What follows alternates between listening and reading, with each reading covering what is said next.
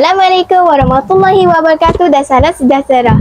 Bersama saya Hana Mera binti Muhammad Fitri, Nurdalia Zahra binti Muhammad Zailani, wartawan dari IGS TV TVPSS Island Girls School. Selamat datang ke Majlis Iftar Jama'i SK Perempuan Island. Petang yang penuh keberkatan ini, kita berkumpul dalam ukhuwah untuk berbuka puasa bersama. Semoga majlis ini membawa keberkatan, mengeratkan silaturahim dan menambah rasa syukur.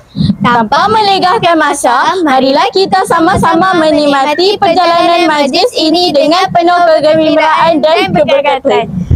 Jom!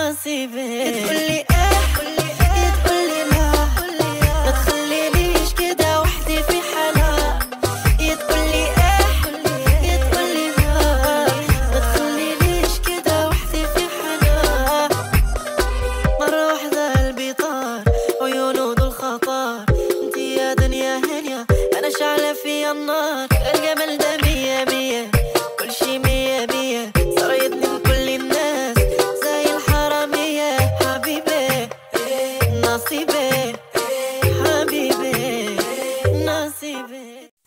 Sekian sahaja untuk majlis kita pada hari ini. Terima kasih atas kehadiran dan semoga majlis ini membawa keberkatan buat kita semua.